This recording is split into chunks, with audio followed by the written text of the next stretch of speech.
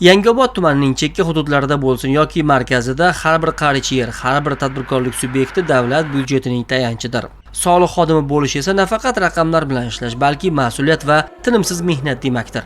Bugungi qahramonimiz Yangiobod tuman soliq inspeksiyasi xodimi Farhod Egamberdiyev.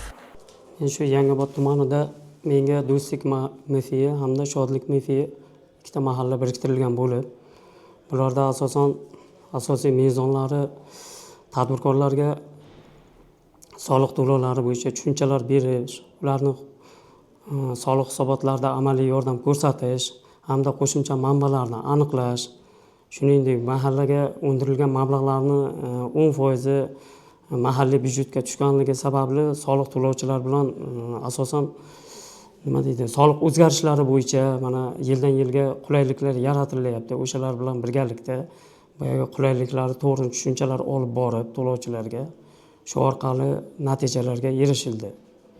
Asosan ikkita mahallamda menda 90 ta tadbirkor bo'lib, 22 tasi yakka tartibdagi tadbirkorlar, 32 tasi fermer xo'jaliklar. Fermer xo'jaliklar bizda asosan lalmi yer ular bo'lib, fermer xo'jaliklarda soliq tushumlarida soliq hisobotlarini tushirishda hamda ularning mablag'larini undirilishda amaliy yordam ko'rsatyapmiz. Shuningdek asosan raqamlashtirilish bo'lib, hozir soliq to'lovchilar soliq to'lovlarida umuman qiynalmaydi. O'zi ilovalar orqali paynetlar va bankka bormasdan yo soliq idorasiga kirmasdan boyagi elektronniy soliqlarni to'lab kelmoqdalar.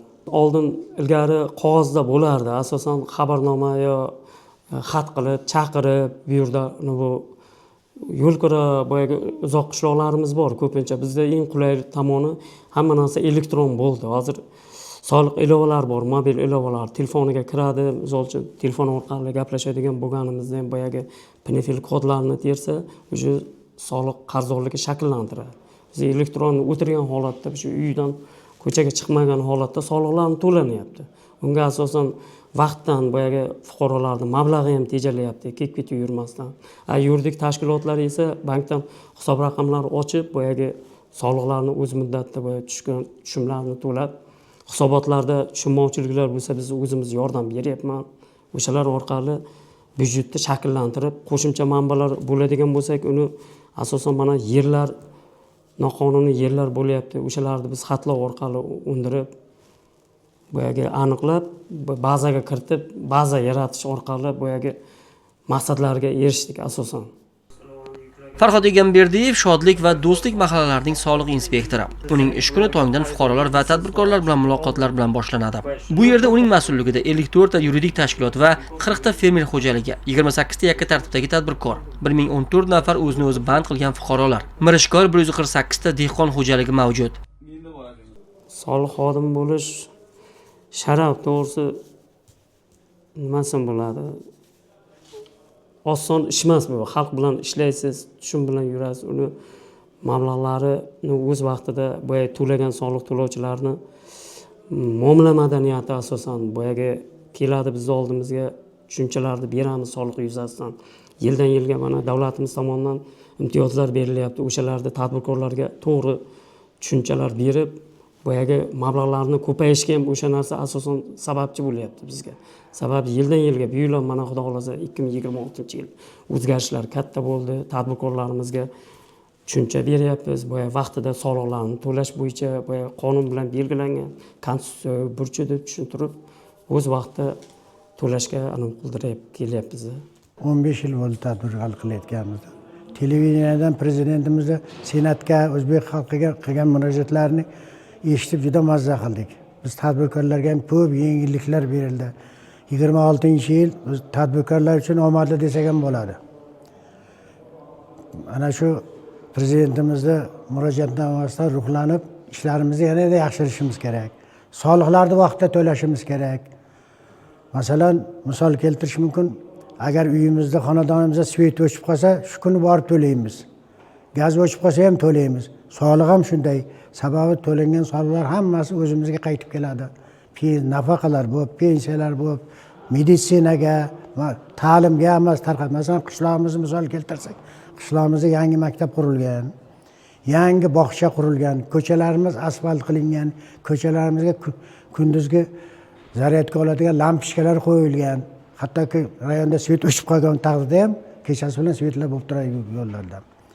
Shu iltimos qilardim, odamlar ham hammasi ongli ravishda tushunib, soliqlarni vaqtida to'lasa juda yaxshi bo'ladi. Davlat boy bo'lsa, xalqimiz ham boy bo'ladi. Bizning tadbirkorlarimiz ham shunday. Qishlog'imizda aholini ehtiyojidan kelib nima talab qilsa, biz shu narsalarni olib kelib qishloqda sotyapmiz. Soliq masalasida kamchiliklar bo'lsa, soliqni yigitlarga kelib murojaat qilamiz. Ular bir og'iz telefon qilsak ham yetib boradi. Bizga tushuntiradi, tushunmagan narsalarimizni. Kelib tushuntiradi, o'zlari ham boradi telefon qilsak. Xullas, soliqchilarga ham rahmat, prezidentimizga alohida rahmat. Bizga tadbirkorlarga shunchalik yengilliklar yaratib bergani uchun. Soliq xodimi uchun eng katta baho bu natija. O'tgan 2025-yil yakuni Farhod uchun zafarli keldi. Mahallada ishlash tizimida u belgilangan rejani oshig'i bilan bajarib, 105,3 ball to'plashga muvaffaq bo'ldi. Bu raqamlar ortida tunu kun qilingan mehnat yotibdi.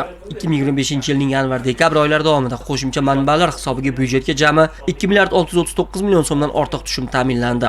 Eng muhimi, ushbu mablag'ning 263 million so'mdan ortig'i bevosita mahalliy byudjet ixtiyorida qoldi. Demak, mahallaning yo'llari, bog'chalari va obodonchilik uchun xizmat qiladi.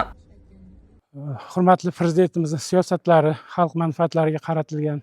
Buni soliqlar to'lovida ham ko'rishimiz mumkin. Bu yil Oliy Majlisga va xalqqa qilgan murojaatlarda hurmatli prezidentimiz butun hamma soliq yukini qisqartirib, xalq manfaatlariga qaratib berdi. Masalan, bizni tumanimizni miqyosda oladigan bo'lsak, bizni Yangiobod tumanimiz 4-toifaga kirgan. 4-toifaga kirgani bu ishlab chiqarishning kamligi hisobiga. Biz asosan lalmi dehqonchilik, chorvachilikka ixtisoslashgan tuman hisoblanamiz. Ishlab chiqarishni asta-sekin rivojlantirib, mahalliy byudjetimizni hozir 38%ni biz o'zimiz qoplayapmiz. Bundan 5-6 yil oldin deyarli 80% dotatsiyada edik. Asta-sekin rivojlanib boryapmiz. Bizni hurmatli hokimimizning tashabbuslari bilan 2028-yilga borib 100% dotatsiyadan chiqish rejasini tuzib chiqqanmiz. Bu mahalliy kengashda ham muhokama qilingan, tasdiqlangan. Endi soliq to'lovlariga keladigan bo'lsak, mana bu yilga qilgan murojaatlarda hurmatli prezidentimiz soliq stavkalarini o'zgarishsiz qoldirdi. O'tgan yilgiga teng ravishda qoldirib, hech qaysi soliq stavkasini oshirmadi. Soliq yukini yengillashtirib berdi. Buni ko'rishimiz mumkin. Masalan, tadbirkorlarga tomonidan to'lanadigan, aylanmadan to'lanadigan soliqlar o'tgan yillar 4% bo'lgan bo'lsa, bu yil 1% ga tushirib berildi. Bundan tashqari mana bu yilgi yilimiz mahallani rivojlantirish yili deb e'tirof etildi. Mahalla infratuzilmasini rivojlantirish uchun mahalliy byudjetni oshirib bajarilgan qismini 50% ni mahalliy tuman kengashini byudjetda qoldirishni taklifini berdi. Bu ham bizni tumanimizni iqtisodni rivojlantirishga, ijtimoiy sohani rivojlantirishga, infratuzilmani rivojlantirishga katta mablag' bo'ladi, katta yordam bo'ladi. Yer va mol mulk soliqlari to'lovida ham hech qanday o'zgarish bo'lmadi. Bizda tumanimizda ko'proq kamayib boruvchi koeffitsient qo'llanildida, mana tuman soliq inspeksiyasi tomonidan bizlarga soliq stavkalari taqdim qilindi. Biz o'zimizni sessiyamizda soliq stavkalarini muhokama qildik, doimiy komissiyada ko'rib chiqdik. Sessiyada yaxshi muhokamalardan so'ng o'sha soliq stavkalari o'zgarishsiz qabul qilindi. Bu xalqimizga ancha yengillik bo'ladi. O'sha soliqlarni o'tgan yilga teng ravishda to'laydi. To'lab borgan solig'idan yana davlat byudjetiga to'lagan solig'ini 50% ni yana mahalliy byudjetga qaytarib qolish imkoniyati bo'lyapti. Agar biz o'sha stavkani oshirib bajarsak, bu ham katta imkoniyat. Mana ko'rib turganlaringiz, tumanimizning Shodlik mahalla fuqarolar yig'ini bu yil eng yaxshi soliq to'lovchi mahalla sifatida e'tirof etildi. 256 million so'm mablag' qolgan, o'sha 10% lik mablag' hisobida davlat byudjetidan qoladigan soliqdan. Bu birinchi o'rinda turadi. Viloyatimizda ham yaxshi ko'rsatkichga erishgan bu mahalla intizomli, yaxshi mahalla hisoblanadi. Bularni o'sha aholi soliq to'lovchanligi yaxshiligi, jipsligini natijasida yo'llarimiz 100% asfalt qoplami bilan qoplangan. Ko'chalarimizda yoritish tizimlari o'rnatildi. Undan tashqari yetib bormagan joylarga o'zini mablag'ini hisobidan ko'chalarni yoritish tizimini o'rnatib boryapti. Bu misol qilib keltirishimiz mumkin hammalarga namuna bo'ladigan ishlarda bular mahalla raisining faolligi, mahallaning fuqarolarining faolligi. Biz boshqa mahalla fuqarolarini ham, boshqa davlatimizning fuqarolari ham soliqni o'z vaqtida to'lashga, bundan unumli foydalanishga chaqirib qolamiz.